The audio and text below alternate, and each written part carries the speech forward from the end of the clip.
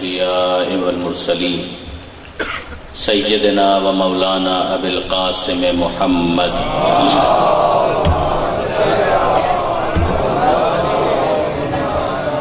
و اہل بیتہ الطیبین الطاہرین المعصومین المظلومین المنتجبین المنتخبین المیامین لا سیما علی الامام المنتظر والحجۃ الثانی عشر واللعنۃ الدائمۃ الباقیۃ علی اعدائہم اجمعین من یوم ظلمہم الی قیام یوم الدین۔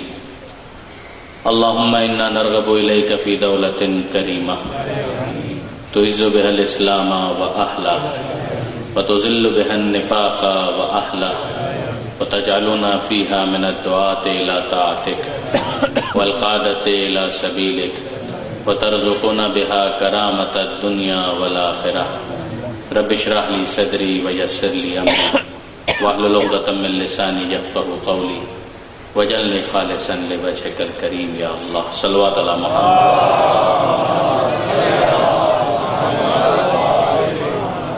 أما بعد فقد قال الله سبحانه وتعالى في القرآن الحكيم بسم الله الرحمن الرحيم قل فلله الحجة البالغة فلو شاء لهداكم أجمعين۔ صلوات على محمد وآل محمد۔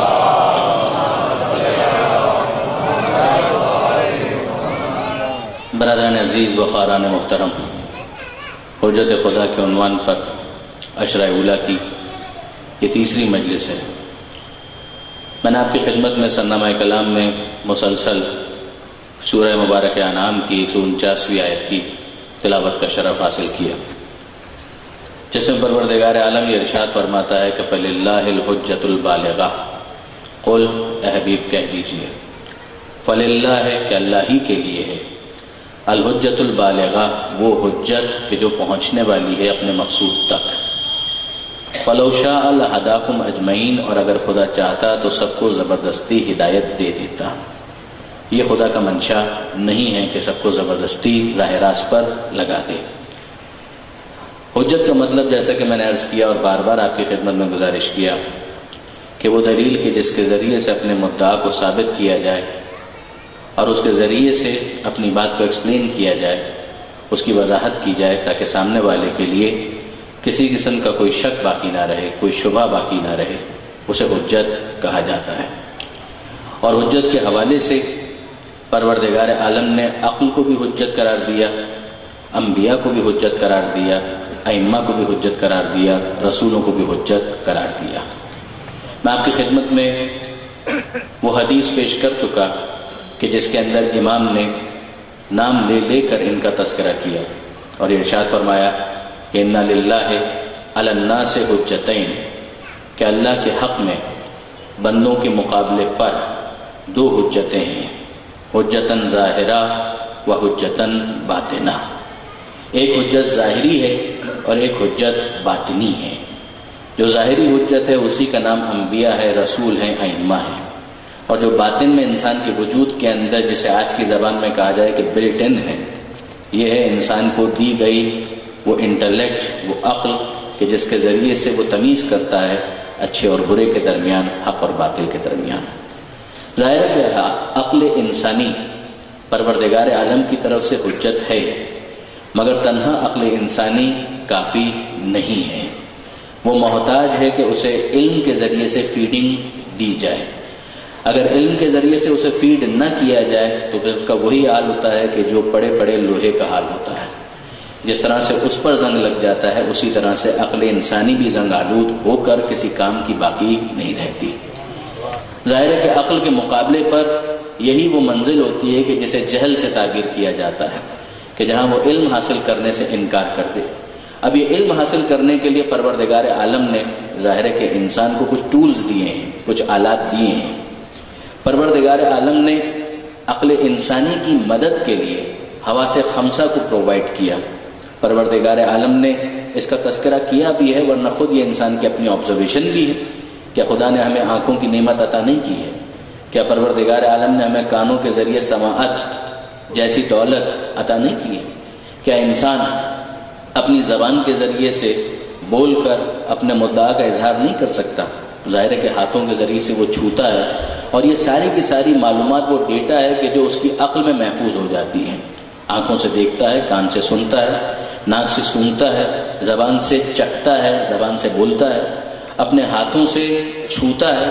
یہ سارا وہ ڈیٹا کہ جسے وہ کلیکٹ کرتا ہے اور اپنی عقل کے پاس اسٹور کر دیتا ہے تاکہ فیوچر میں ریفرنس کے طور پر کام آ سکے۔ پروردگار عالم نے جہاں اپنی نعمتیں گنوائی ہیں وہاں پر ان نعمتوں کا تذکرہ کیا ہے۔ ارشاد ہوا سورہ مبارکہ نحل کے اندر کہ واللہ اخرجکم من بطون امہاتکم لا تعلمون شیئا، کہ اللہ نے تمہیں تمہاری ماؤں کے شکم سے اس حالت میں باہر نکالا کہ لا تعلمون شیئا، کہ تمہارے پاس کوئی علم نہیں تھا۔ پوٹینشل ہونا اور بات ہے، اس کو ایگزیکیوٹ کرنا اور بات ہے۔ بالقوہ کسی چیز کا ہونا اور بات ہے، بالفعل کسی چیز کا ہونا اور بات ہے۔ صلاحیت کا پوشیدہ ہونا اور ہے، صلاحیت کا اظہار اور ہے۔ پروردگار عالم نے یہی ارشاد فرمایا کہ واللہ اخرجکم من بطون امہاتکم، اللہ نے تمہیں تمہاری ماؤں کے شکم سے، پیٹ سے اس حالت میں باہر نکالا کہ بالفعل لا تعلمون شیئا، کہ تم کسی شے کا علم نہیں رکھتے تھے، لیکن اس کے بعد جعل لکم السمع والابصار والافئدہ لعلکم تشکرون، پھر اللہ ہی نے تمہارے لیے سماعت کو قرار دیا، بصارت کو قرار دیا، تمہیں سوچنے سمجھنے کی صلاحیت دی، لعلکم تشکرون، تاکہ تم شکر ادا کرو کہ یہ نعمت پروردگار نے تمہیں دی ہے۔ آپ نے غور فرمایا برادران عزیز، پروردگار عالم ارشاد فرماتا ہے سورہ مبارکہ دہر کی بھی بہت مشہور آیت ہے کہ انا، ہم نے پیدا کیا، خلقنا الانسان، ہم نے انسان کو پیدا کیا، من نطفۃ امشاج نبتلیہ فجعلناہ سمیعا بصیرا، اور ہم نے اسے مخلوط مادہ حیات سے پیدا کیا، فجعلناہ سمیعا بصیرا، ہم نے اسے سننے والا بنایا، ہم نے اسے دیکھنے والا بنایا۔ تو ان سب کے ذریعے سے ہو کیا رہا ہے؟ ان سب کے ذریعے سے انسان اپنی معلومات میں اضافہ کر رہا ہے۔ اگر اس کے پاس عقل جیسی دولت نہ ہوتی تو وہ اس ڈیٹے کو پروسیس نہیں کر سکتا تھا، یا بڑی محدود وہ پروسیسنگ ہوتی، اس کو صحیح طرح سے وہ یوٹیلائز نہیں کر پاتا۔ جس طرح سے وہ کمپیوٹر کے جس کے اندر وائرس ہی وائرس ہو تو آپ کچھ بھی اس کے اندر ڈال دیں وہ پروسیس نہیں کر پاتا، بالکل اسی طریقے سے اگر انسان کے پاس عقل نہ ہو یا معطل ہو، جنون طاری ہو جائے تو پھر کیفیت کیا ہوگی کہ اگر وہ ساری انفارمیشن اسے دے بھی دی جائے تو یا تو وہ اسے ریسیو ہی نہیں کر پائے گا، اور اگر اس نے ریسیو کر بھی لیا تو پراپرلی کنسیو نہیں کر پائے گا۔ اگر اس نے ان معلومات کو ظاہری طور پر قبول بھی کر لیا تو بہرحال اس کو پروسیس نہیں کر پائے گا، جس کے نتیجے میں جو مقصود تھا وہ حاصل نہیں ہو پائے گا۔ یہ انسان کا کیس ہے۔ مگر آئیے نارمل انسان کی بات کرتے ہیں کہ جس کو پروردگار نے عقل دی، ہوا سے خمسہ دیے، یہ 5 سینسز دیے، اور اس کے ذریعے سے اس نے معلومات کو اکٹھا کرنا شروع کیا، اور اس کے نتیجے میں اس کے تجربات بڑھتے چلے گئے۔ تجربات جب بڑھتے چلے گئے تو اسے احساس ہوا کہ جو صلاحیت اسے دی گئی ہے وہ لامحدود نہیں ہے، محدود ہے۔ اگر انسان خود غور کرے تو اسے اندازہ ہوگا کہ اسے پروردگار عالم نے لامحدود صلاحیت نہیں دی ہے۔ صلاحیتیں جتنی بھی ہیں وہ کسی لمیٹیشن کے ساتھ ہیں، وہ کسی پیرامیٹر میں ہیں۔ میں مثال آپ کی خدمت میں عرض کروں، چھوڑیے ان افراد کی بات نہیں کرتے کہ جن کی آنکھیں کمزور ہیں، جو چشمے کے محتاج ہیں میری طرح۔ فرض کیجئے کہ آپ کی آنکھیں 6x6 ہیں، آپ کی آنکھیں بالکل ٹھیک ہیں، جو ایک انسان کی بہترین آنکھ ہو سکتی ہے ویسی ہی آنکھ آپ کی ہے، آپ کتنا دیکھ سکتے ہیں؟ ظاہر ہے کہ ایک رینج ہے کہ جہاں تک آپ کی نگاہیں کام کریں گی اس کے آگے آپ کی نظریں جواب دے جائیں گی۔ تو اس کی کوئی لمیٹیشن ہے یا نہیں؟ محدودیت ہے یا نہیں؟ پروردگار عالم نے بصارت دی ہے مگر ان لمیٹڈ بصارت تو نہیں دی ہے۔ پروردگار عالم نے سننے کی صلاحیت دی ہے مگر کیا ایک رینج سے زیادہ ایک انسان اپنے کانوں کی مدد سے سن سکتا ہے؟ میں کسی ایسے شخص کی بات نہیں کر رہا کہ جس کی قوت سماعت متاثر ہو چکی ہے، نہیں، وہ کہ جس کی قوت سماعت بالکل ٹھیک ہے، جب وہ سنتا ہے تو کیا ان لمیٹڈ رینج میں جو بھی آواز ہو اسے وہ سن سکتا ہے؟ ظاہر ہے کہ وہ نہیں سن سکتا، ایک لمٹ ہے، اس کے آگے وہ نہیں سن سکتا۔ اگر ایک انسان بولنا چاہے اس کی آواز کہاں تک جا سکتی ہے؟ ایک لمٹ ہے، ایک رینج ہے کہ جہاں تک اس کی آواز پہنچ سکتی ہے، اس کے آگے اس کی آواز نہیں جا سکتی ہے۔ تو آپ نے غور فرمایا برادران عزیز کہ پروردگار عالم نے انسان کو سمیع بنایا مگر سماعت محدود ہے۔ اللہ نے انسان کو بصارت دی مگر بصارت محدود ہے. انسان اپنے تجربے سے کیا کرتا ہے؟ جب علم میں اضافہ ہوتا ہے تو انسان اپنی اس صلاحیت کو ایکسپینڈ کرنے کے لیے ٹیکنالوجی کا سہارا لیتا ہے. طول تاریخ میں چیزیں جب ایوالو ہوتی ہیں، علم و دانش آگے بڑھتا ہے، سائنس ترقی کرتی ہے، تو پروردگار عالم نے تو پہلے ہی کہا تھا کہ جو تمہیں محدود صلاحیت دی ہے اس کے ذریعے سے تم کیا کرو؟ وَسَخَّرَ لَكُم مَّا فِي السَّمَاوَاتِ وَمَا فِي الْأَرْضِ، کہ تمہارے لیے آسمان اور زمین سب کا سب مسخر کر دیا گیا، تمہارے ڈسپوزل پر ہے. تم ان سب کو اپنے تحت تاثیر لا سکتے ہو. تم سب ان چیزوں کو کوشش کر کے اپنا اسیر بنا سکتے ہو، اپنی خدمت کے لیے استعمال کر سکتے ہو. تو آپ غور فرمائیے انسان نے کیا کیا. طول تاریخ کے اندر اتنا تو ہوا کہ انسان کی نگاہوں کے اندر کمی تھی، اس نے اپنی بصارت کو ایکسپینڈ کرنے کے لیے ٹیلیسکوپ بھی بنا لیا، مائکروسکوپ بھی بنا لیا. آنکھیں ایک رینج تک دیکھ سکتی تھی، اس میں اضافہ کیا. اضافہ کر کے جو بہت چھوٹا تھا نظر نہیں آتا تھا اسے اب مائکروسکوپ کے ذریعے سے وہ دیکھ سکتا ہے. جو بہت دور تھا اور فاصلے کی وجہ سے انسان نہیں دیکھ پا رہا تھا اب ٹیلیسکوپ کے ذریعے سے دیکھ پا رہا ہے.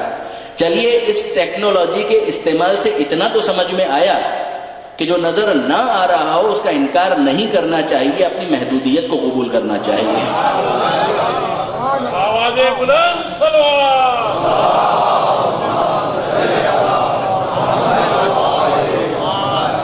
نظر نہ آنا نہ ہونے کی دلیل نہیں ہے. نہ نظر آنا اور ہے، نہ ہونا اور ہے. انسان جب تک مائکروسکوپ سے آشنا نہیں ہوا تھا، نہ وہ امیبا کو جانتا تھا، نہ وہ پیرامیشیم کو جانتا تھا، نہ ہی وہ کسی اور ایسے آرگنزم کو جانتا تھا کہ جو نیکڈ آئی سے، برہنہ آنکھ سے دیکھنے میں نہیں آتی. تو کیا واقعاً اسے حق ہے کہ وہ انکار کر دے؟ اسے اس بات کا حق نہیں ہے. اور مائکروسکوپ نے اس بات کو سمجھایا کہ کتنے ہی بیکٹیریا، وائرسز ایسے ہیں کہ جو تم اپنی آنکھ سے نہیں دیکھ سکتے، ان کا وجود ہے. تمہارے پاس مائکروسکوپ آ گیا، تم نے دیکھ لیا. رینج کی وجہ سے انسان نے ٹیلیسکوپ ایجاد کر لیا، اور ایجاد کرنے کے بعد ان گیلیکسیز کا بھی مشاہدہ شروع کر دیا کہ جو کبھی کسی کے تصور میں بھی نہیں تھا کہ یہ بھی وجود رکھ سکتے ہیں.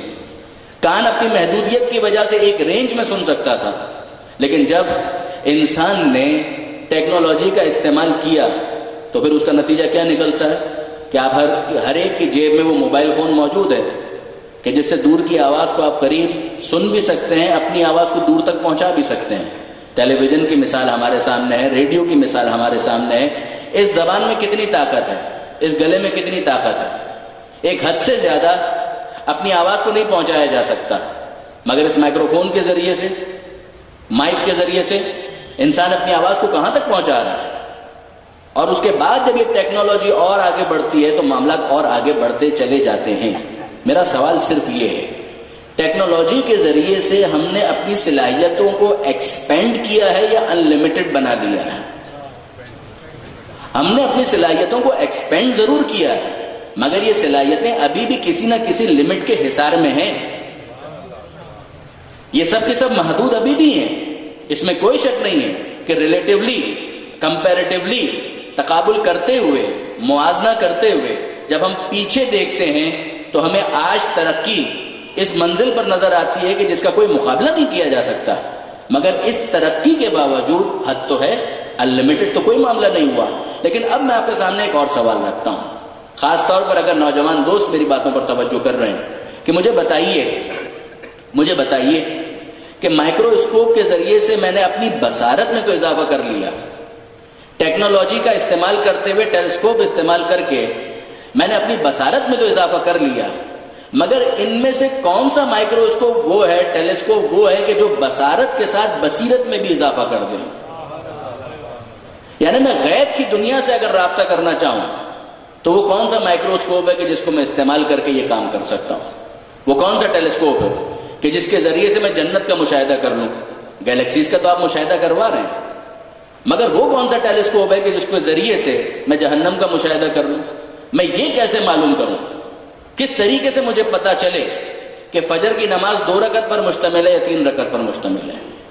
وہ کون سا ٹیلیسکوپ ہے کہ جس کے ذریعے سے میں لوح محفوظ کی تحریر کو پڑھنے میں کامیاب ہو جاؤں؟ آپ نے تحریریں تو بہت سی پڑھوا دی، مگر لوح محفوظ کو پڑھنے کے لیے میں کون سا ٹیلیسکوپ استعمال کروں، میں کون سا مائکروسکوپ استعمال کروں؟ آپ نے غور فرمایا اب یہاں پر انسان محتاج ہو جاتا ہے کہ صلاحیتوں میں اضافے کے باوجود وہ نعمت پروردگار کو استعمال تو کر رہا ہے، جب نعمت کو خدا کی طرف وہ نسبت دیتا ہے تو مرضی پروردگار کی تلاش اور تیز ہو جاتی ہے، اور جب اس میں اضافہ ہوتا ہے تو پھر وہ پروردگار کی طرف رک کر کے ایک مرتبہ کہتا ہے کہ اہدنا الصراط المستقیم، کہ مالک اتنا مجھے سمجھ میں آ گیا کہ یہ سب کچھ تیری نعمتیں ہیں، مگر تو مجھ سے کیا چاہتا ہے یہ میں اس وقت تک نہیں جان سکتا جب تک تو کسی کو محل وحی قرار نہ دے۔ جب کسی کو منزل وحی بنائے گا تو وہ نبی اور رسول بن کر میری رہنمائی کرے اور مجھے بتائے کہ تو مجھ سے کیا چاہتا ہے۔ درود بھیجے گا محمد و آل محمد۔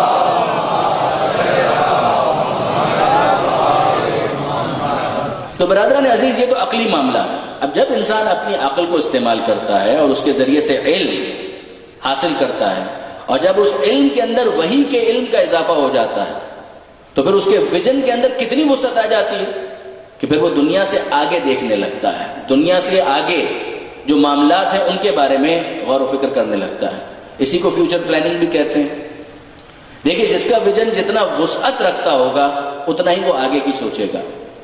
آپ کہتے ہیں کہ صاحب یہ کتنا عقل مند ہے، 5 سال آگے سوچتا ہے، یہ کتنا عقل مند ہے 10 سال آگے سوچتا ہے، یہ کتنا عقل مند ہے 50 سال آگے سوچتا ہے۔ کل ہی یا پرسوں کسی ٹاک شو کے اندر میں سن رہا تھا کہ کسی نے جاپان کی تعریف کی کہ 300 سال کی انہوں نے پلاننگ کی کہ 300 سال بعد بھی سڑکیں کیسی ہونی چاہیے تاکہ کسی قسم کی کوئی زحمت نہ ہو۔ انسان فورکاسٹ کرتا ہے، پریڈکٹ کرتا ہے آبادی اتنی بڑھ جائے گی، گاڑیاں اتنی بڑھ جائیں گی، سڑکوں کی اتنی چوڑائی ہونی چاہیے تاکہ 300 سال تک کوئی مسئلہ نہ ہو۔ تو ہم کہتے ہیں کہ واقعی یہ لوگ کتنے عقل مند لوگ ہیں کہ 300 سال آگے سوچتے ہیں۔ اب آپ غور فرمائیے، اسلام یہی کہتا ہے کہ تم واقعی عقل مند ہو، 10 سال آگے سوچتے ہو، 50 سال آگے سوچتے ہو، 100 سال آگے سوچتے ہو، مگر پھر تم اس کی تعریف کیوں نہیں کرتے کہ جو دنیا کے بعد آخرت کے بارے میں بھی سوچتا ہے؟ نظر میں اتنی وسعت تو انسان کے ہو، اور اگر واقعی غیب کی دنیا کا انکار کر دیا جائے، غیب کی دنیا کا انکار کر دیا جائے اس کا مطلب روح کا انکار کر دیا جائے۔ انسان کا جو کچھ ہے یہ مادہ ہے، مادی وجود ہے، روح کا کوئی وجود نہیں ہے، تو بحث ختم ہے، پھر دین کی کوئی ضرورت نہیں ہے۔ دین کی ضرورت ہے ہی اس وقت کہ جب انسان اپنی روح کا اقرار کرے، جب وہ روح کا اقرار کرے گا، روحانیت کا اقرار کرے گا۔ روحانیت کا تعلق ہے اس دنیا کے بعد کے معاملات کے ساتھ، کہ جہاں انسان کی روح ترقی کر کے اس منزل پر پہنچ جائے کہ وقت آخر بھی اگر اسے ضربت لگ رہی ہو تو زبان پر آئے فزت برب الکعبہ۔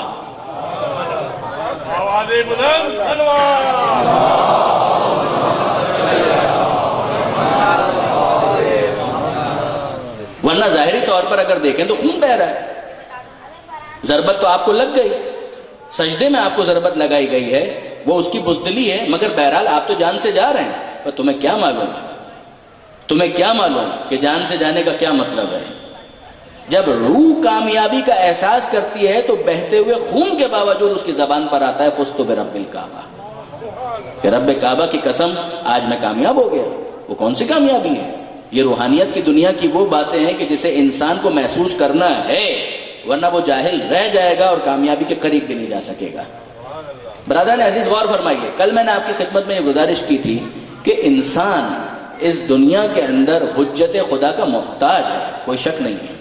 پروردگار عالم کے لیے یہ ضروری اس لیے ہے کہ وہ عادل ہے۔ پروردگار عالم ہم اسے عادل مانتے ہیں۔ اگر پروردگار عالم عادل نہ ہو تو پھر تو کیس کیا ہے کہ جس کی لاٹھی اس کی بھینس، پھر تو پروردگار عالم کو کسی حجت کو بھیجنے کی ضرورت ہی نہیں ہے۔ یعنی بعض افراد نے یہ عجیب مسخرہ کیا ہے، یعنی یہ عجیب مذاق کیا ہے کہ پروردگار عالم کے بارے میں یہ کہا کہ خدا بند متعال سے کوئی کیا پوچھ سکتا ہے؟ بے شک کوئی پوچھ نہیں سکتا، مگر جو کمال کی صفات ہیں وہ پروردگار میں ہونی چاہیے، یہ پروردگار کی شان کا تقاضا ہے۔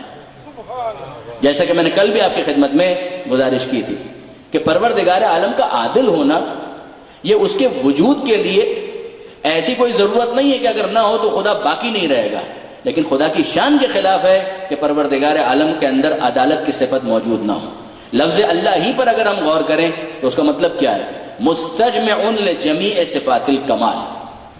خود لفظ اللہ کا مطلب کیا ہے؟ ہم کہیں رحمان کا یہ مطلب ہے، رحیم کا یہ مطلب ہے، ستار کا یہ مطلب ہے، غفار کا یہ مطلب ہے، قہار کا یہ مطلب ہے، وہ سب اپنی جگہ پر. مگر آپ غور فرمائیے کہ خود لفظ اللہ کا مطلب کیا ہے؟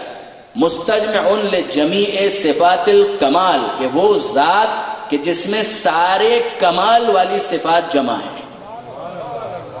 کمال کی کوئی صفت ایسی نہیں ہو سکتی جو ذات واجب میں موجود نہ ہو. اور یہی ریزن ہے کہ ہم کہتے ہیں الحمدللہ رب العالمین، کہ تمام تعریفیں اس کے لیے، اس لیے کہ سارا کمال وہیں پر ہے. جب سارا کمال وہیں پر ہے تو مجھے صرف اتنا بتائیے کہ عدالت کمال ہے یا نقص؟ عدالت کمال ہے یا نقص ہے؟ عدالت کمال ہے. جب یہ صفت کمال ہے تو پھر طے شدہ ہے کہ پروردگار کے اندر یہ صفت ہونی چاہیے. اگر کوئی آیت نہ بھی ہوتی تو یہ عقلی دلیل خود اس بات کو ثابت کرنے کے لیے کافی تھی. درود بھیجیے محمد و آل محمد پر.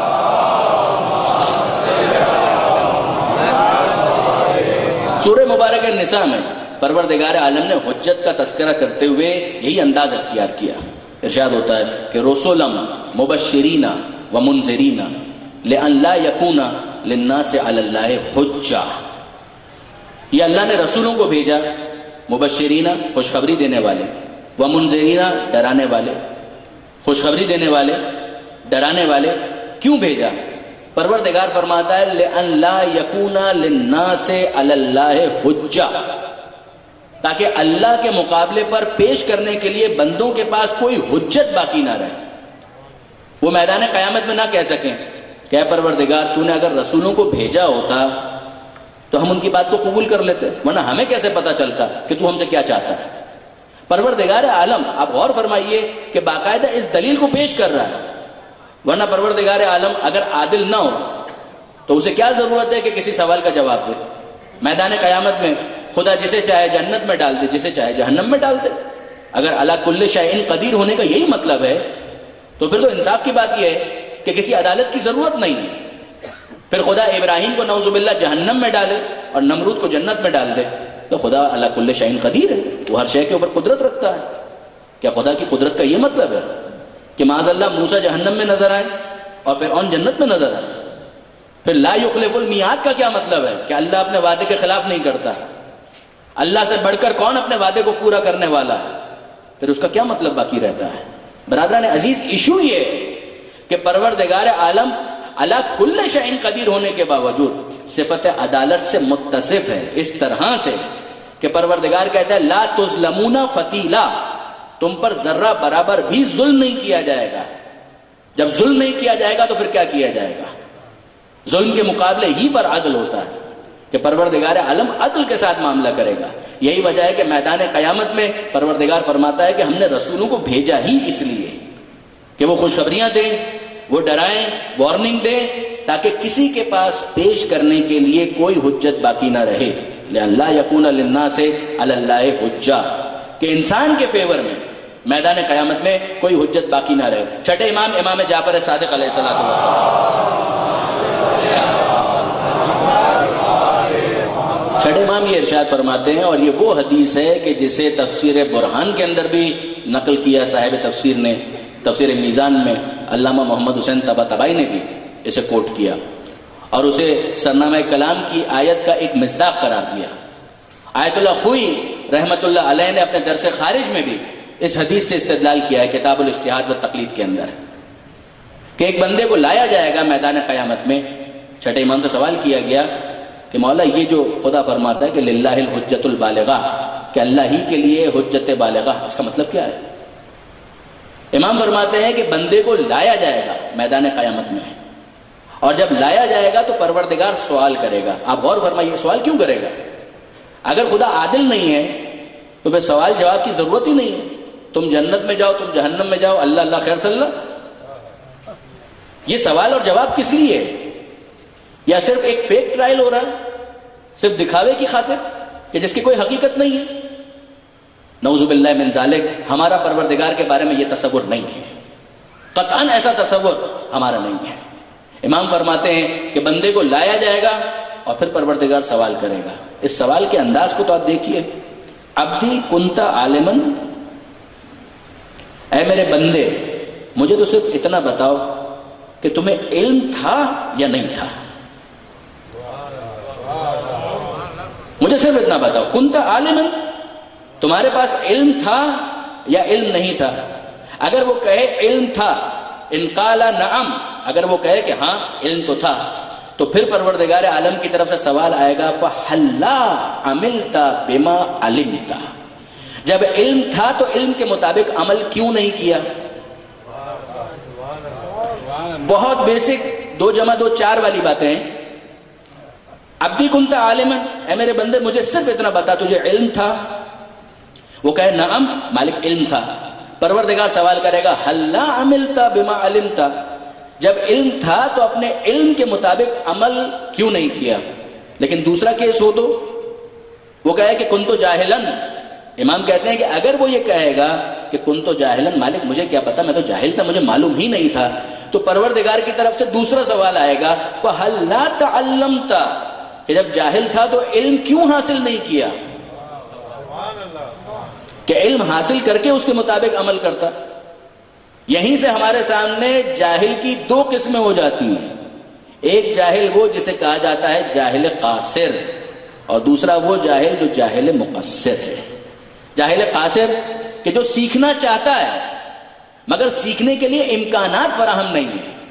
جب ایسا کیس ہے تو اسے کہا جائے گا جاہل قاصر. یقین جانیے کہ ہم خدا کی عدالت کے قائل ہیں، اور اگر ایسا شخص ہے کہ جو واقعاً سیکھنا چاہتا ہے اور اس کے لیے امکانات موجود نہیں ہیں، اس کا عذر قبول ہے پروردگار کی بارگاہ میں، یہ ایکسکیوز ایکسیپٹیبل ہے. جیسے وہ شخص ہوتا کہ جس کے پاس عقل ہی نہ ہوتی تو کیا خدا یہ سوال کرتا؟ کیا خدا اس سے یہ کہتا کہ میرے بندے عقل کیوں استعمال نہیں کی؟ وہ بندہ یہی جواب دے گا مالک جب تھی ہی نہیں تو عقل استعمال کیسے کرتا؟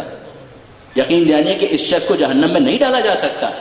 پروردگار عالم مجنون کو جہنم میں نہیں ڈالے گا، یا جنت میں ڈالے گا یا آراف میں ڈالے گا. 7واں سورہ جس کا نام ہی آراف ہے، جہاں پر ان باتوں کی تفصیلات بیان کی گئی ہیں، اس کی تشریح اور تفسیر کے موقع پر اگر آپ دیکھیں گے تو روایات موجود ہیں کہ جنت اور جہنم کے درمیان کا بھی ایک پورشن ہے جس کا نام ہے آراف. اس کی تفصیلات بیان کرنے کا اس وقت موقع نہیں ہے، لیکن بہرحال ایک جگہ تو ہے. اگر وہ مجنون ہے تو پروردگار عالم کی طرف سے یہ سوال نہیں کیا جائے گا کہ تو نے اپنی عقل کیوں استعمال نہیں کی. یہ سوال اس سے کیا جا رہا ہے کہ جس کے پاس عقل ہے، نمبر 1. نمبر 2، علم حاصل کرنے کے امکانات موجود ہیں. نمبر 3، اس کے باوجود وہ علم حاصل نہ کرے، یقیناً خدا کی حجت اس کے مقابلے پر تمام ہو چکی ہے اور اس کا مواخذہ ہونا چاہیے.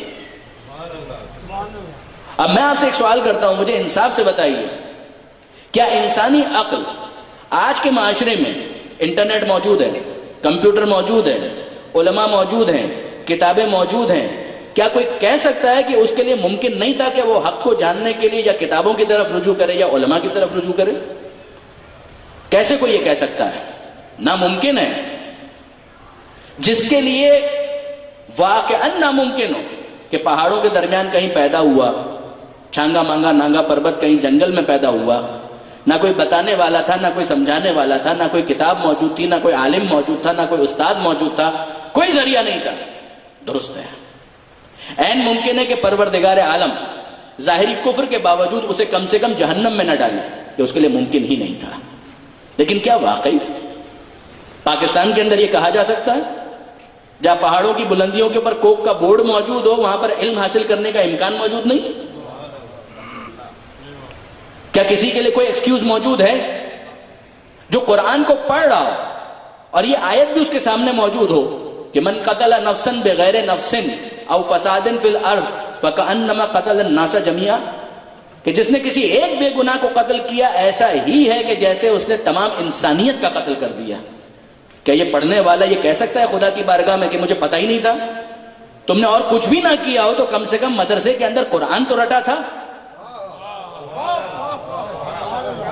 اس آیت سے گزرنے کے بعد کسی بے گناہ کی جان کی قیمت تمہیں سمجھ میں نہیں آتی کہ پروردگار عالم کیا کہہ رہا ہے کہ من یقتل مؤمنا متعمدا فجزاؤہ جہنم، اگر کوئی صاحب ایمان کو قتل کر دے تو اس کی جزا جہنم کے سوا اور کیا ہو سکتی ہے؟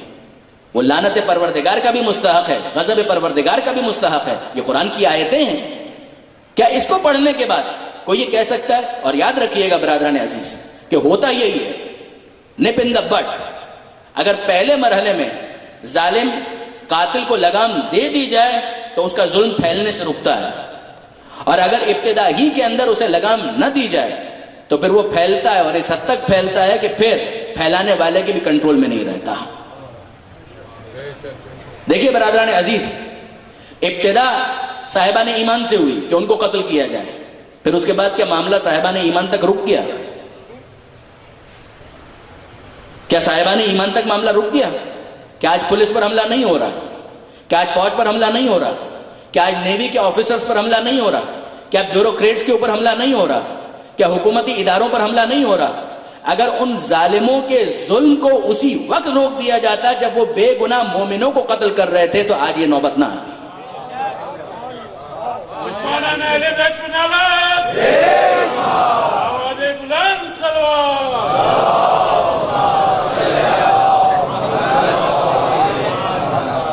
آج سب کے سب زد پر ہیں.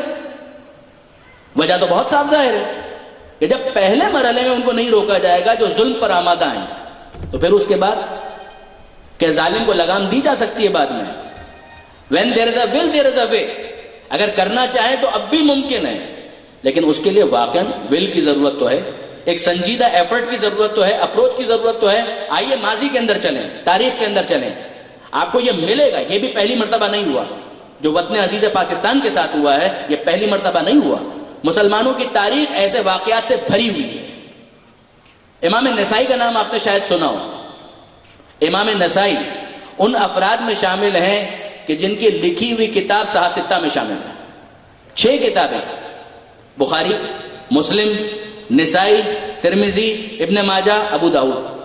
ان کتابوں میں نسائی کا ایک مرتبہ اور مقام ہے. صحیح نسائی جہاں صحاح ستہ کہا جاتا ہے، ایرر فری بکس جن کو ڈکلیئر کیا گیا. میں ان کی صحت پر گفتگو نہیں کر رہا، نہ وہ میرا موضوع ہے. میں تو صرف امام نسائی کے اوپر گفتگو کرنا چاہ رہا ہوں کچھ دیر کے لیے. یہ امام نسائی شیعہ نہیں تھے. یہ امام نسائی 12 اماموں کی امامت کو اس طرح سے ماننے والے نہیں تھے کہ جس طرح سے شیعہ اثنا عشری مانتے ہیں. یہ اہل سنت تھے، یقیناً اہل سنت تھے، یقیناً یہ خلفاء کی خلافت کو قبول کرنے والے تھے. مگر ان کے ساتھ کیا ہوا؟ عجیب معاملہ ہے. میثم تمار کو شہید کر دو، رشید حجری کو شہید کر دو، ان سب بے گناہوں کو قتل کر دو، کمبر کو گرفتار کر لو، مختار کو گرفتار کر لو. کیا سمجھا ہے؟ اس کے بعد یہ معاملہ یہیں پر رک جائے گا. اگر اس ظلم کو اس موقع پر روک دیا جاتا تو امام نسائی پر حملہ نہ ہوتا. امام نسائی پر حملہ ہوا اور انہیں قتل کیا گیا. کس وجہ سے قتل کیا گیا؟ طے شدہ ہے کہ اہل سنت تھے، سنی تھے، خلافت کو قبول کرنے والے تھے اور اسی انداز سے قبول کرنے والے تھے. مگر کیس کیا ہے؟ عجیب ہے. آج بھی آپ کو میں پورے یقین کے ساتھ کہتا ہوں، اور میں تو ایک طالب علم ہوں، آپ لوگ مجھ سے زیادہ اس بات کو جانتے ہیں کہ برادران اہل سنت آل محمد سے محبت کرنے والے ہیں. یہ محبان اہل بیت، یہ اہل بیت کی محبت سے ان کے دل سرشار ہیں. یہ خوش عقیدہ لوگ ہیں. حسین سب کا ہے، اس میں کوئی شک کی بات نہیں. یعنی حسین وہ ہے کہ جس کا قصیدہ گاندھی بھی پڑھتے ہیں، حسین وہ ہے کہ جن کا قصیدہ عیسائی بھی پڑھتے ہیں، حسین وہ ہے کہ جن کا قصیدہ ہندو بھی پڑھتے ہیں. تو کون ہے کہ جو حسین کو اون نہیں کرتا؟ سب کے سب اون کر رہے ہیں. حسین نے کردار ہی وہ پیش کیا ہے. علی کا کردار ہی وہ ہے کہ جس کے بعد اگر کوئی آنکھیں رکھتا ہے تو حسن کردار امیر المومنین کو قطعا نظر انداز نہیں کر سکتا. ممکن نہیں ہے اس کے لیے. یہ امام نسائی ان کا سفر ملتا ہے کہ یہ پہنچے، اور کہاں پر پہنچے؟ شہر شام. وہی جگہ کہ جو ناصبیوں کا گڑھ تھا، خارجیوں کا گڑھ تھا، دشمنان اہل بیت کا گڑھ تھا. وہاں پر وہ پہنچے اور وہاں پر انہوں نے، یعنی کہ ان کی وفات کے حوالے سے آپ کوئی بھی کتاب اٹھا کر دیکھ لیں، اور اگر کتاب اٹھانے کی ہمت نہ ہو تو میرے نوجوان دوست جائیں اور انٹرنیٹ پر جا کر چیک کریں.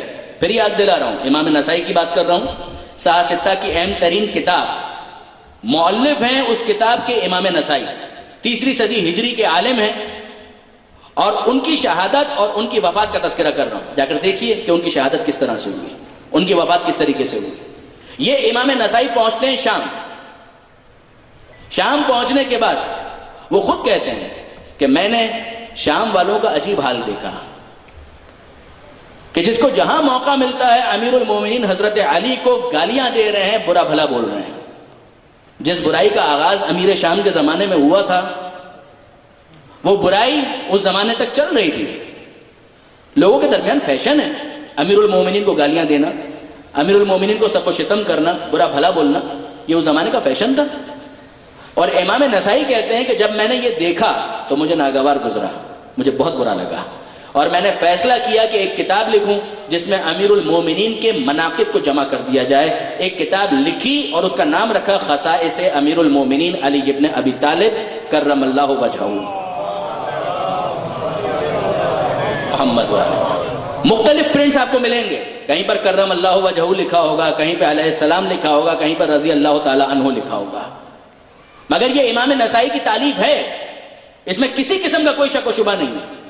اور پھر اگر آپ ان احادیث کو فقط پڑھنا شروع کریں کہ جو امام نسائی نے جمع کی، سب سے پہلے ایمان لانے والے علی ابن ابی طالب. غدیر کے میدان میں من کنت مولا ہو فہذا علی مولا کہہ کر ہاتھ بلند کر کے دکھایا. امام نسائی کوٹ کرتے ہیں اس کتاب کے اندر کہ ہاں یہ علی کے حوالے سے پیغمبر اکرم نے اس کام کو انجام دیا. اسی کتاب کے اندر یہ بھی موجود ہے کہ پیغمبر اکرم نے تمام دروازوں کو بند کروایا سوائے وہ در کہ جو علی و زہرا کا گھر کا دروازہ تھا. اور لوگوں نے آ کر پیغمبر اکرم سے شکایت کی، اللہ کے رسول آپ نے سارے دروازے بند کروا دیے، صرف یہی دروازہ کھلا رکھوایا. تو پیغمبر اکرم نے جواب دیا، یہ امام نسائی لکھتے ہیں کہ پیغمبر اکرم نے جواب دیا، نہ کوئی دروازہ اپنی مرضی سے بند کروایا، نہ کوئی دروازہ اپنی مرضی سے کھلا رہنے دیا. جن دروازوں کے بند کرنے کا حکم خدا نے دیا انہیں بند کروایا، جن کے کھلے رکھنے کا حکم دیا اسے کھلا رہنے دیا. یہ تمام احادیث یعنی ایک دو حدیثیں نہیں ہیں، تقریباً 200 احادیث، 200 سے کچھ کم، اتنی احادیث امام نسائی نے اس کتاب کے اندر جمع کی. کتاب تو لکھ دی. اب کتاب کو لکھنے کے بعد بہت توجہ کیجیے گا، امام نسائی نے اس کتاب کا درس دینا شروع کیا مسجد میں بیٹھ کر، اسی شہر شام کے اندر منبر پر جا کر مسجد میں درس دینا شروع کیا. خصائص امیر المومنین کہ علی کے بارے میں پیغمبر اکرم نے یہ کہا، علی کے بارے میں پیغمبر اکرم نے یہ کہا، علی کے بارے میں پیغمبر اکرم نے یہ کہا. یہ ساری روایات بیان کر رہے تھے. اب یہ ہیں اہل سنت سے تعلق رکھتے ہیں، سنی ہیں، مگر آل محمد کی محبت سے ان کا دل سرشار ہے. جب کہہ رہے تھے تو ناصبی موجود تھے، خارجی موجود تھے. انہوں نے کہنا شروع کیا کہ آپ علی کے تو اتنے فضائل بیان کرتے ہیں، میں نام نہیں لے رہا ہوں، انہوں نے تو نام بھی لیا، تو امیر شام کے بھی کچھ فضائل بیان کیجئے. یہ مطالبہ ہے. آپ غور کیجئے، زمانہ اتنا آگے آ گیا مگر مطالبے ویسے ہی آج بھی موجود ہیں. اور یقین جانیے کہ جو جواب امام نسائی نے دیا اس سے بہتر جواب نہیں ہو سکتا تھا. امام نسائی سے مجمع سوال کر رہا ہے کہ آپ علی کے فضائل بیان کیے جا رہے ہیں، علی کے بارے میں یہ کہا من کنت مولا فہذا علی مولا، پہلے ایمان لانے والے یہ ہیں، یہ بھی یہ ہیں، یہ بھی یہ ہیں، یہ بھی یہ ہیں، سب کچھ تو یہی ہیں. تو امیر شام کے بھی کچھ فضائل بیان کیجئے، ان کے بارے میں بھی تو پیغمبر اکرم نے کچھ کہا ہوگا. اس کے جواب میں امام نسائی نے جواب یہ دیا، وہ فرماتے ہیں کہ دعا مانگو کہ کسی طریقے سے وہ چھوٹ جائیں،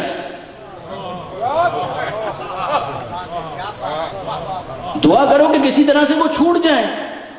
اگر وہ بچ جائیں تو یہی بہت ہے. فضائل میں کہاں سے لے کر آؤں؟ جب پیغمبر نے کچھ نہیں بیان کیا تو اپنی طرف سے تو بیان نہیں کر سکتا. درود بھیجیے محمد و آل محمد.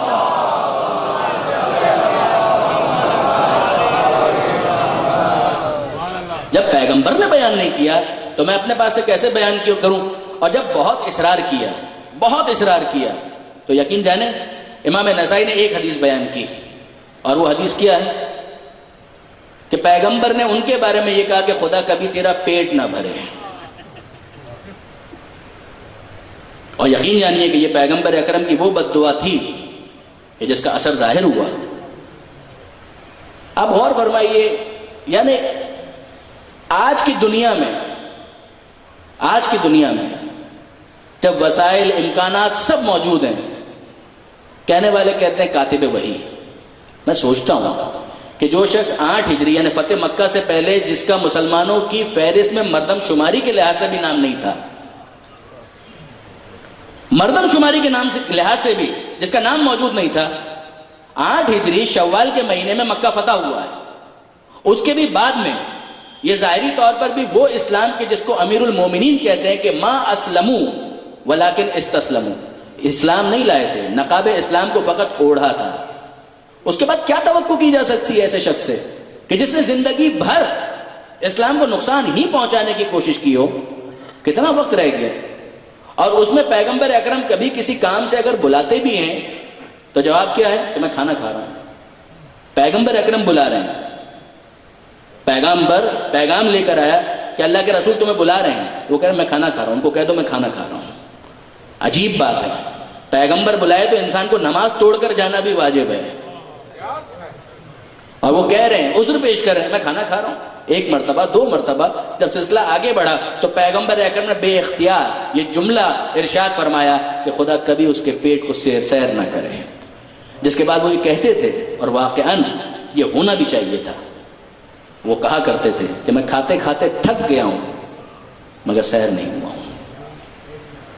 کیا آپ یہ سمجھتے ہیں کہ ظلم کرنے والے اگر بلند مکانات بنا لیں، محل وہ بڑے بنا سکتے ہیں، لیکن سکون قلب وہ حاصل نہیں کر سکتے؟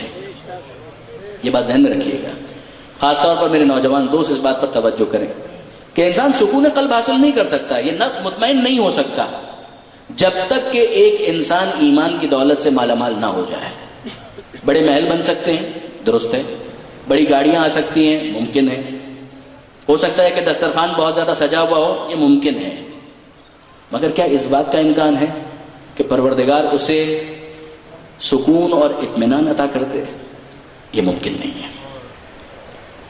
کسی بے گناہ کی جان لینے والے بھول جائیں کہ انہیں کبھی سکون اور اطمینان نصیب ہو سکتا ہے.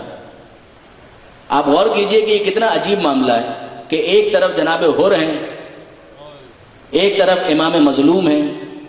جناب حر جب تک حسین کے کیمپ کو جوائن نہیں کر لیتے مضطرب ہیں، اور یہاں حسین کے کیمپ کو جوائن کرتے ہیں، وہیں پر اطمینان ہی اطمینان ہے. اس سے پہلے مضطرب ہیں، اس سے پہلے سکون نہیں ہے. اور یہ فقط جناب حر کا کیس نہیں ہے، جناب حر کے علاوہ بھی کئی افراد ایسے ہیں کہ جنہوں نے امام مظلوم کو جوائن کیا، اور ابتداءً انہیں آل محمد کا مخلص شمار نہیں کیا جاتا تھا. دیکھیے برادران عزیز، کئی افراد تو ایسے ہیں کہ جو پہلے سے آل محمد کے ساتھ تھے، کوئی شک ہی نہیں ہے. جناب حبیب ابن مظاہر، جناب مسلم بن اوسجا، جناب عابس ابن شبیب شاکری، کیا کہنا ہے ان افراد کا. ابو سمامہ سعیدی، جناب سعید حنفی، یہ کربلا کے وہ شہداء کہ جو پہلے سے حسین کے ساتھ تھے. مگر ایک فہرست ان لوگوں کی بھی ہے کہ جنہوں نے یہ فیصلہ فوراً نہیں کیا، وقت لیا اور اس کے بعد فیصلہ کیا. میں فقط 2 کا تذکرہ کرنا چاہوں گا. جناب حر تک تو ہمیں جانا ہے، مگر جناب زہیر ابن قین ماہر خطیب تھے، کان یعد عثمانیا، آل محمد کا وفادار، انہیں شمار بھی نہیں کیا جاتا تھا. آپ کتابیں دیکھ ڈالیے، ہر کتاب میں تقریباً جہاں پر بھی جناب زہیر کے حالات ہیں وہاں پر یہ لکھا ہوا ہے کہ جناب زہیر ابن قین ابتداءً آل محمد کے مخلصین شمار نہیں کیے جاتے تھے. جوہر موجود تھا. اور عجیب بات ہے، اگر آپ امام حسین کے سفر کو دیکھیں، خاص طور پر میرے نوجوان دوست، کہ امام حسین کا سفر ہے مدینہ سے مکہ اور مکہ سے کوفہ، اور راستے میں کربلا کی طرف یہ ڈائیورژن ہے. اب اگر آپ میپ میں دیکھیں گے تو مدینہ آپ کو نظر آئے گا، مکہ نظر آئے گا تھوڑا نیچے کی طرف، اور پھر مدینہ سے بھی آگے آپ کو کوفہ نظر آئے گا، اور کوفہ کے پاس ہی پھر کربلا ہے. اور جو افراد زیارتوں کے سفر پر جا چکے ہیں وہ اس بات کو بہت زیادہ اچھی طریقے سے محسوس کر سکتے ہیں. پروردگار عالم ہم سب کو بار بار کربلا کی زیارت نصیب کرے. تو مدینہ ہے، مکہ ہے، اور مدینہ سے آگے کی طرف پھر کوفہ ہے، اور وہیں پر پھر کربلا بھی ہے برابر میں.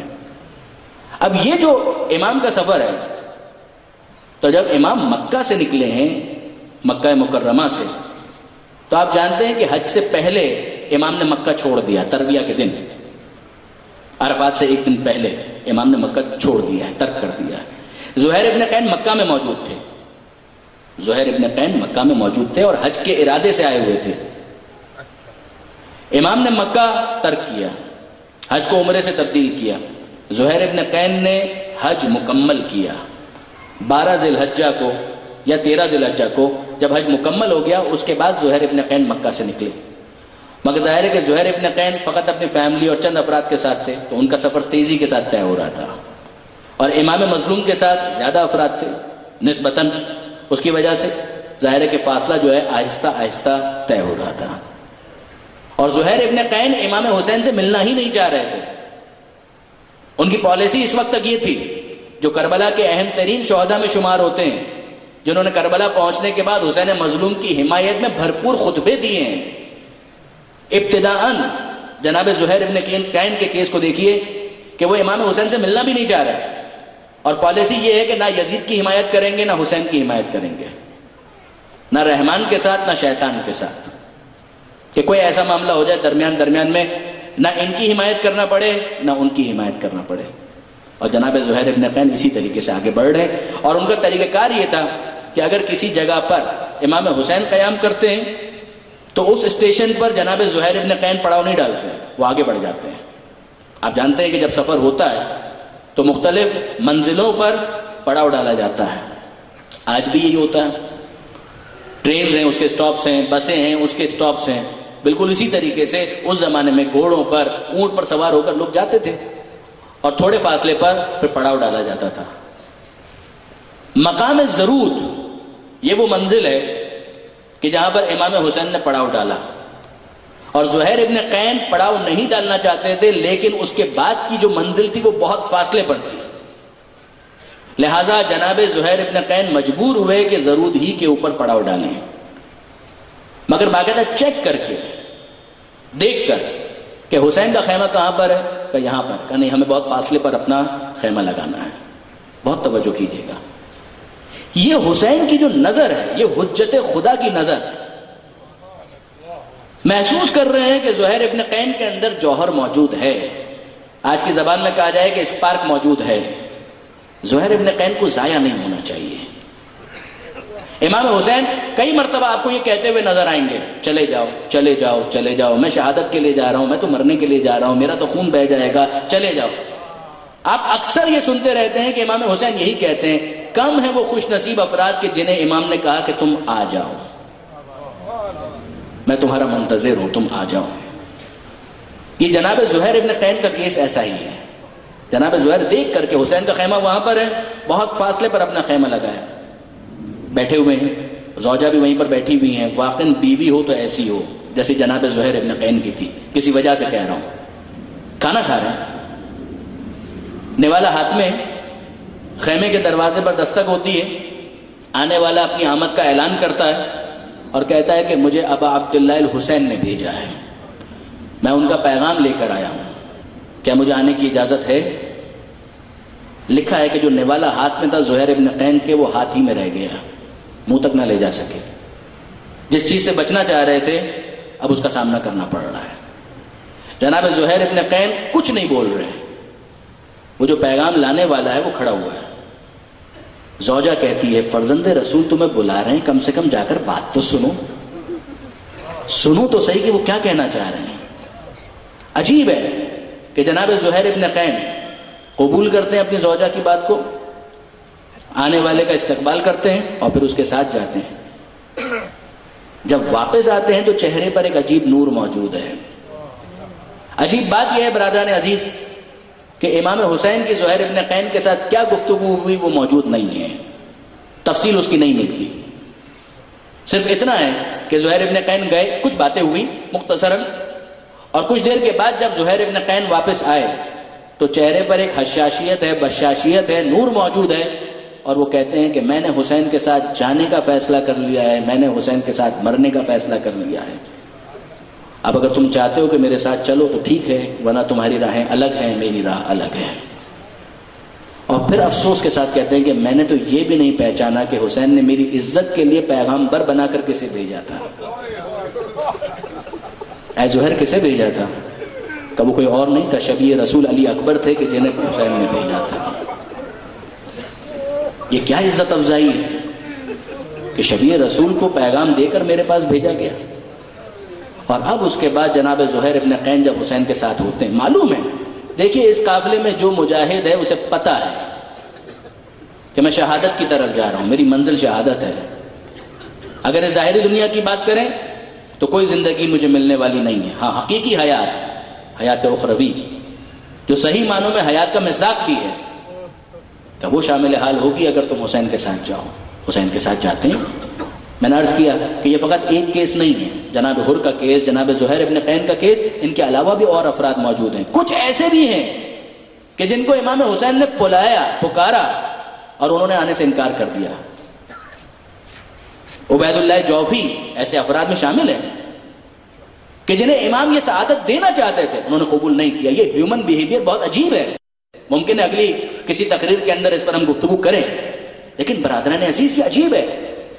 یعنی فقط ایک ہی لسٹ ہمارے سامنے نہیں ہے، یہ دوسری لسٹ بھی ہمارے سامنے ہے. زہیر ابن قین اور دوسری طرف ہمیں نظر آتے ہیں عبید اللہ جوفی.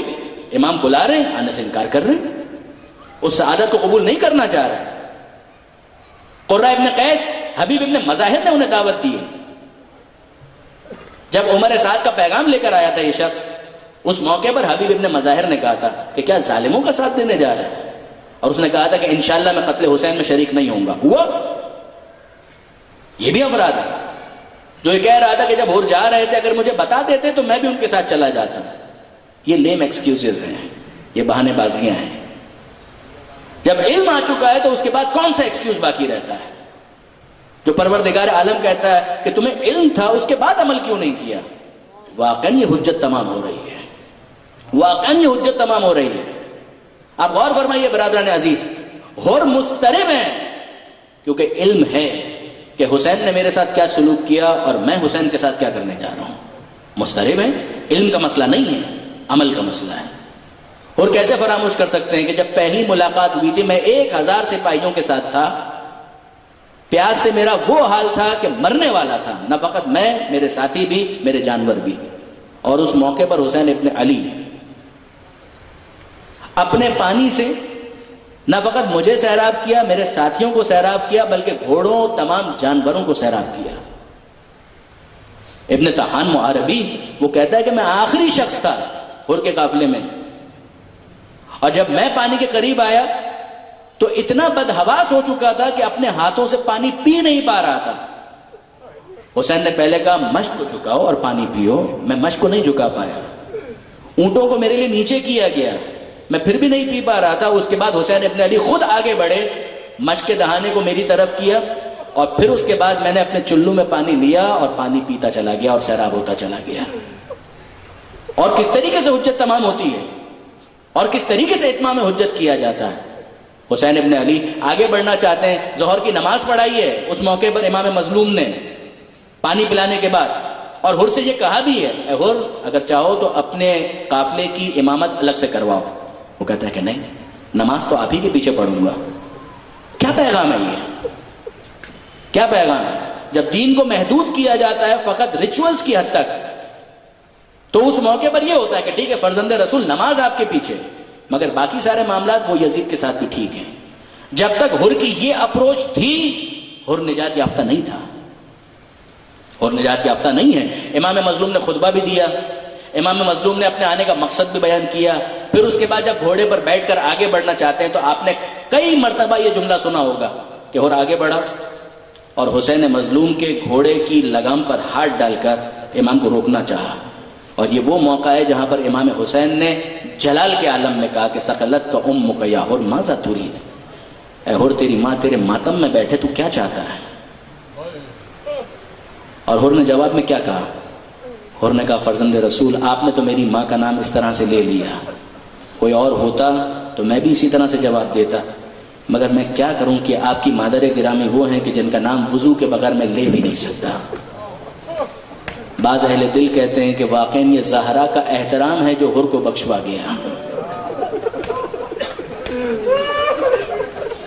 میں آپ کی ماں کا نام بغیر وضو کے تو لے بھی نہیں سکتا. اور اس موقع پر جب یہ طے ہوا کہ کوئی ایسی راہ لی جائے کہ جو نہ کوفے کی طرف جاتی ہے نہ مدینے کی طرف جاتی ہے، قافلہ آگے بڑھتا ہے. 2 محرم کو امام مظلوم کربلا پہنچتے ہیں جس کا تذکرہ کل آپ نے سنا، اور اب اس کے بعد دن گزرتے جاتے ہیں اور ابھی بھی توبہ کر کے حسین مظلوم کے پاس نہیں آیا ہے، مضطرب ضرور ہے مگر اب تک عمل کرنے کے لیے تیار نہیں ہوا ہے، اب تک وہ انقلاب اپنی حتمی منزل تک نہیں پہنچا ہے، وہ روحانی انقلاب۔ اور خط لکھ رہا ہے ابن زیاد کو، یہ عمر سعد کا جو لشکر آ رہا ہے تو کس نے خط لکھا کہ ہم نے حسین کو یہاں پر روک لیا ہے، یہ ہر کا خط ہے۔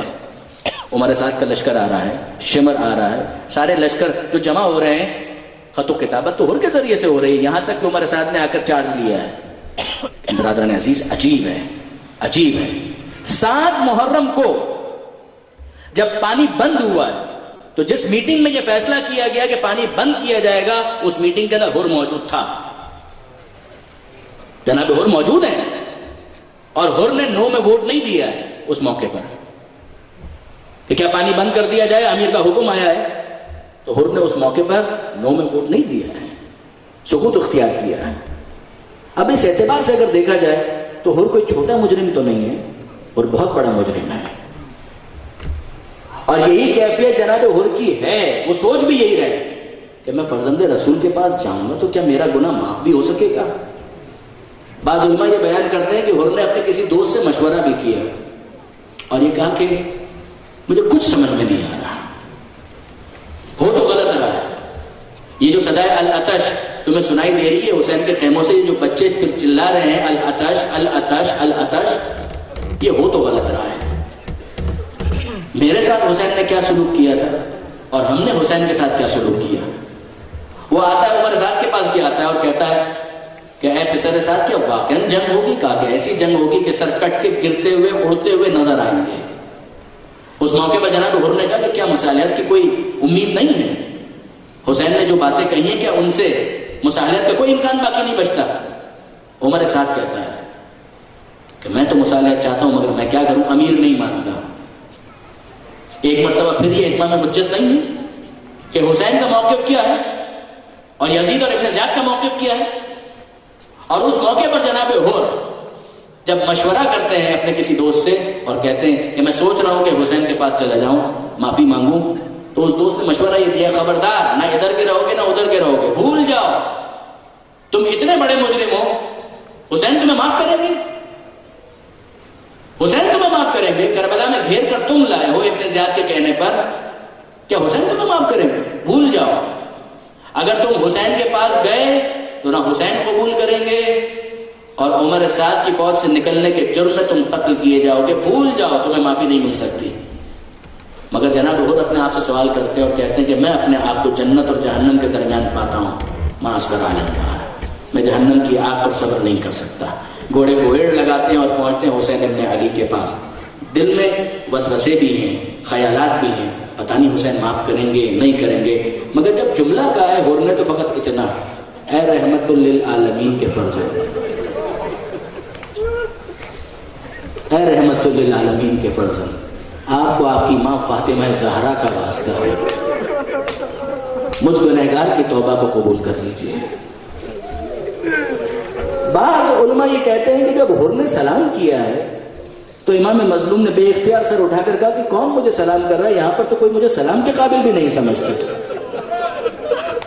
اور جب دیکھا کہ ہر موجود ہے، خوش ہوئے، سینے سے لگایا اور ایک جملہ کہا کہ یا ہر انت اخی فی الدنیا والآخرہ، اے ہر اب تو دنیا اور آخرت میں میرا بھائی بن گیا، اے ہر میں بہت خوش ہوں، اے ہر میں بہت خوش ہوں کہ تو حق کی طرف آیا، تو نے باطل کو چھوڑ دیا، تو نے حق کو قبول کیا، میں بہت خوش ہوں، مگر ہر زہرا کا لال تجھ سے شرمندہ ہے،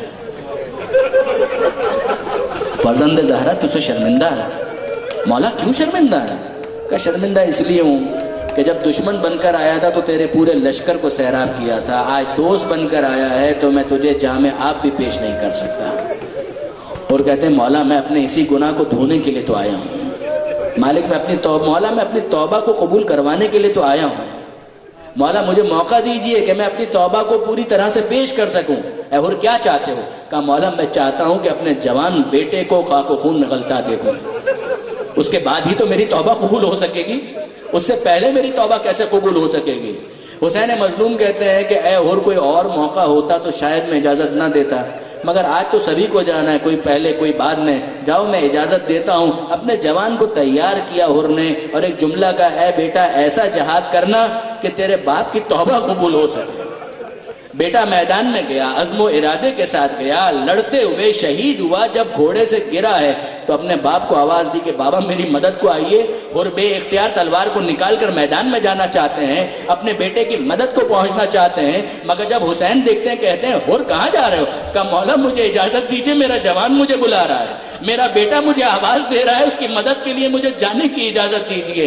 حسین کہتے ہیں ہر دو باتیں یاد رکھو، ایک تو تم میرے مہمان ہو، اور دوسری بات یہ کہ کیا کبھی تم نے دیکھا ہے کہ جوان بیٹے کے جنازے پر بوڑھا باپ گیا ہو؟ ارے میں تمہارے جوان کے لاشے کو لے کر آؤں گا، تمہیں زحمت کرنے کی ضرورت نہیں ہے۔ السلام علیک یا ابا عبداللہ، السلام علیک یا ابن رسول اللہ، اے مولا ہمارا سلام قبول کیجئے۔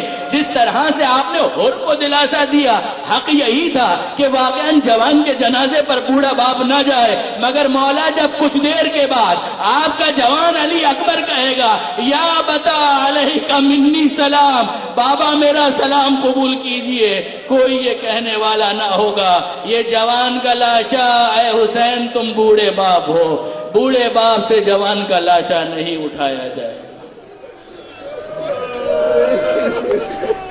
الا ولعنۃ اللہ علی القوم الظالمین وسيعلم الذین ظلموا أي منقلب ينقلبون۔ ماتم حسین۔